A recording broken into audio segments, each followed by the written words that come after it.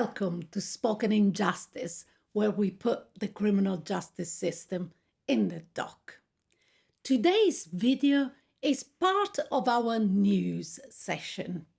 As promised in our video dedicated to Mr. Markinson, which you can find in the link below, today we are back with the news that Mr. Markinson has finally had a substantive hearing before the Court of Appeal on the 26th of July 2023. We are pleased to see that Mr. Markinson has finally been declared a free man and his conviction quashed. We hope Mr. Markinson can now be afforded some privacy to try and recover from the moral injury he has received, and truly hope that the consequences are not irreversible. We also pray that he can experience the post-traumatic growth that Dr. Greenberg told us about in a video, which you can also find link in the description below. However, whilst Mr. Markinson is currently battling with mixed emotions of joy for finally tasting his true freedom and anger exacerbated by the fact that he should have never been in this position in the first place, he will now find himself scaling the arduous path of compensation, another colossal stumbling block to overcome. Whilst some have gone ahead of themselves, showing outrage for the fact that Mr. Markinson may have to give part of his compensation for what have been incorrectly described as prison's board and lodging expenses, others, like us here at Spoken Injustice, are wondering whether Mr. Markinson will get compensation at all. Before going into the details as to why we have doubts, here are my usual reminders that your likes would be extremely useful as they directly affect our capacity to reach more users. So please like this video if you have found it useful so far, and also consider subscribing to our channel if you have not done so already, to help us bring to you the latest news into our quest for justice. So going back to our doubts in relation to the challenges of compensation and Mr. Markinson's case, in its written judgment dated the 7th of August 2023, the Court of Appeal reaffirmed its ruling of the 26th of July 2023, and it conservatively stated the evidence clearly shows the convictions to be unsafe. Given that neither sees evidence seizes the victim, nor any other evidence in the case suggests that more than one man was involved in the offence, the evidence now available gravely weakens the case against the appellant. And that is so regardless of the outcome of the prosecution of Mr. B, Mr. B being the male linked to the newly discovered DNA profile.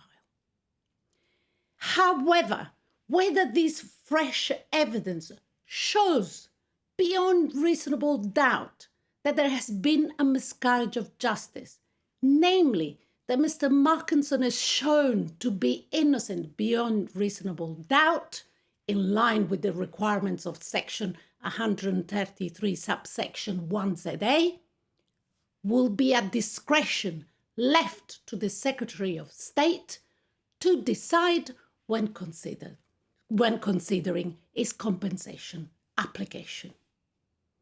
We discussed the challenges of compensation in our previous video, which you can find in the link below, covering the cases of Mr. Nealon and Mr. Hallam.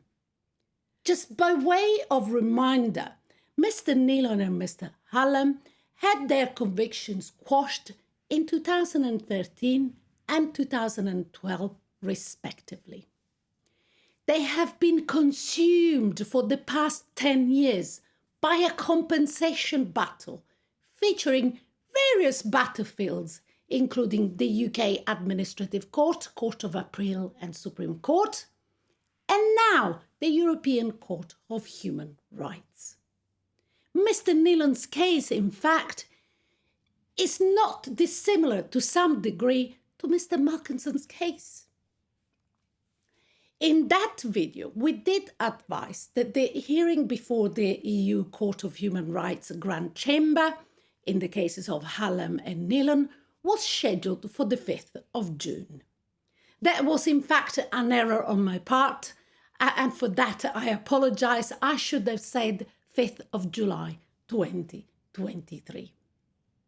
By way of update, the hearing did take place as scheduled, and on that day, the Grand Chamber heard the arguments of the parties and began its deliberation in private shortly after the hearing.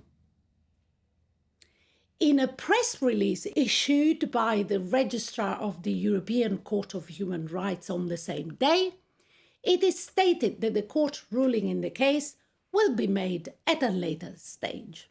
So, no further news for the time being. I will link the live webcast of the hearing in the Grand Chamber in the description below, should you wish to look in detail at the arguments put forward by the government and by the applicants. Meanwhile, on the 31st of July 2023, we were told that Lord Chancellor and Secretary of State for the Justice, Alex Chalk, is committed to ensuring victims of miscarriages of justice are fairly compensated, and that he had urgently commissioned officials at the Ministry of Justice to look again at the current system to ensure it is working in the best interests of victims. In fairness to him, he acted quickly, and on the 6th of August 2023, nothing less than a Sunday, it was announced that wrongly convicted people will no longer face having their saved living costs deducted from compensation payments. Whilst this is welcome, in reality, this does not represent a major breakthrough, given that according to the same announcement, this discretion has not been used in over 10 years. So we hope that Mr. Chalk, if he's really committed to ensuring the victims of miscarriages of justice are fairly compensated, keeps the momentum and looks more into depth into the compensation regime beyond the calculation element, focusing more on the unfairness of the eligibility criterion. As mentioned, currently compensation is afforded only to those who can show their innocence beyond reasonable doubt. Do you think this is appropriate and in line with the presumption of innocence principle? Let us know in the comments below. This concludes our news edition. As always, like this video if you found it useful and subscribe to our channel so that we can continue updating you on the latest news surrounding our criminal justice system. Also, join our networking hub at spokeninjustice.net to have your say as to the future content of this channel. We look forward to usher you as we sit and rise in this unique trial.